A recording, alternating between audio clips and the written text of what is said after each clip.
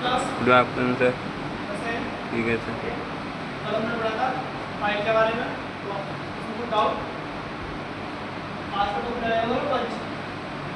पंच के बारे में आपको पता है जी। आज के साथ हम करेंगे इंट्रोडक्शन। इंट्रोडक्शन क्या होता है इसका? मार्किंग लाइन को क्या करते हैं? सेंटर निकालने के लिए क्या करते हैं? पंच का मार्किंग लाइन को पक्का जैसे आप जो बनाते हो और उसके ऊपर पहले करते हो मार्किंग लेआउट करते हो, मार्किंग वीडियो लगाते हो, उसके बाद मार्किंग करते हो इसका आइडिया से आएगा सर। उसके बाद उसको लाइन को पक्का करने के लिए किसका करते हैं उपयोग? डॉट पंच या फिर कोई से पंच का उपयोग करते हैं। बस सेंटर लगाने के लिए ये इसका प्रयोग करते हैं। ठीक है। अब इसके पार्ट्स के बारे में जानेंगे। पार्ट्स और कौन से होते हैं? तो ऊपर वाला पार्ट होता है तो हेड होता है, तो बीच में होता है बॉडी होता है, तो नीचे वाला पार्ट को हम बोलते हैं पॉइंट। इसी को क्या करते हैं? हार्डवेयर टेम्पर करते हैं। हार्डवेयर टेम्पर समझते हैं? हार्ड इसलिए करते हैं मेटल को ताकि वो आसानी से उस मेटल के अंदर काट सके। तो हम के वक्त किसी मेटल को डालें तो क्या करते हैं? हार्ड हो जाता है। जिसका इसके अंदर अमोर्टा जुड़ा रहता है।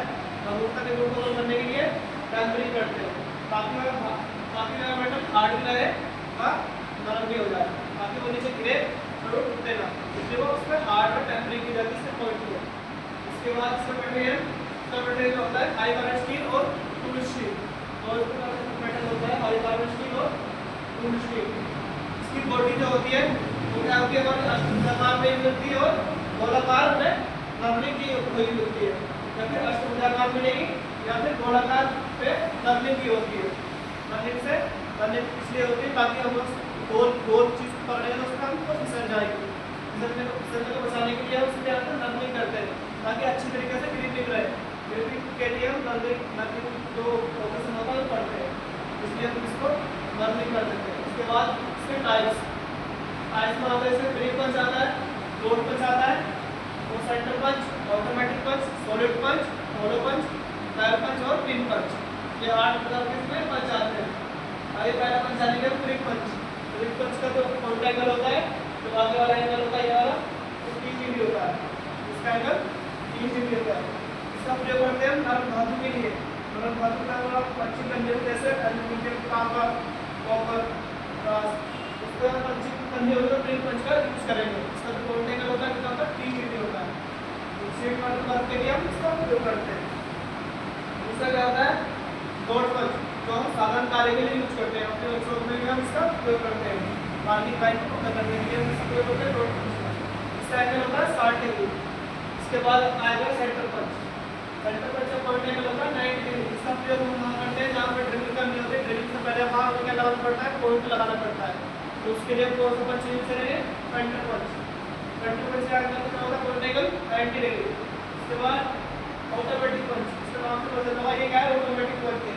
इसके लिए हम क्या हैमर की जरूरत नहीं होती है। इसको जो हम पंचिंग करेंगे उसके लिए हम हैमर की जरूरत नहीं होती है। इसके ऊपर क्या होता है? एक चटक मारक होता है, तो इसके सिरे पर एक हेड क्या होता है? ताकि इसको प्रेस किया जाता है हमसे, इसको आसानी से पंच हो जाता है। इसलिए इसका नाम क्या करते हैं? ऑटोमेटिक पंच। जिसका पॉइंट एंगल 60 डिग्री पे होता है, 90 डिग्री पे होता है। इसके बाद आता है सॉलिड पंच। सॉलिड पंच का उपयोग करते हैं शीट पर ऊपर पतली शीट है उसमें सुराख करने के लिए शीट पंच सॉलिड पंच का यूज करेंगे। शीट को सुराख करने के लिए सॉलिड पंच का यूज करते हैं। इसके बाद होलो पंच से प्रयोग करते हैं नरम धातु के लिए। इसमें क्या होता है? बीच में एक होल होता है ताकि वो जो उसमें मेटल होता है उसमें कट के निकल जाए। एक होल होता है बीच से, यहाँ से कट लगा हुआ होता है, वहाँ से वो मेटल निकल जाता है। इसमें इसके बॉडी में एक होल होता है जिसका नरम धातु के साथ यूज करते हैं, जैसे फाइल हो गया और मेटल हो गया, चमड़ा हो गया, कागज हो गया। उस पर पंचिंग करने के लिए हम होलो पंच का यूज करते हैं। इसका प्रयोग हम वो भी करते हैं, बोलते हैं मोची में तो वो भी करता है। ठीक है। इसके बाद आता है पिन पंच। इसका जो आकार होता है समांतर होता है, वो आगे से थोड़ा लंबा होता है। पिन पंच से वाला इसकी लाइन थोड़ी लंबी होती है, समांतर होती है। इसका प्रयोग डबल पिन को निकालने के लिए और टेपर पिन को निकालने के लिए इसका प्रयोग करते हैं। इसके बाद बैल पंच। इसके अंदर वहाँ भी बैल पंच घंटी का जैसा आकार होता है, शेप होती है, उसकी तरह ही होता है। इसका प्रयोग करते हैं गोल जॉब का सेंटर निकालने के लिए और मार्किंग करने के लिए। गोल जॉब का सेंटर निकालना होगा तो इसका बैल पंच का यूज करना पड़ेगा और मार्किंग करने के लिए बैल पंच का यूज करना पड़ेगा। और उसके जो इंट्रोडक्शन का मार्किंग लाइन को करने के लिए फ्रंट में लगाने के इसका इनपुट करते हैं इसका मटेरियल का बैकग्राउंड स्टेज और फुल स्टेज इतना याद रखना है। और इसका पार्ट्स हेड बॉडी और कॉइन पे करते हैं बार बार टेम्पर करते हैं तो इतना याद रखना है इसमें। और फिर टाइल्स होते हैं पहले 3 टाइल्स हमारे ये होते हैं इधर सारे हमारे मशीन में उसमें आते हैं एक पंच एंगल कितना होता है डोर पंच का एंगल कितना होता है फ्रंट पंच का एंगल कितना होता है और ऑटोमेटिक पंच का एंगल कितना होता है एंगल याद रखना है मतलब कहाँ कौन सा पंच कहाँ यूज होता है ठीक है इतना याद रखना है। Thank you class.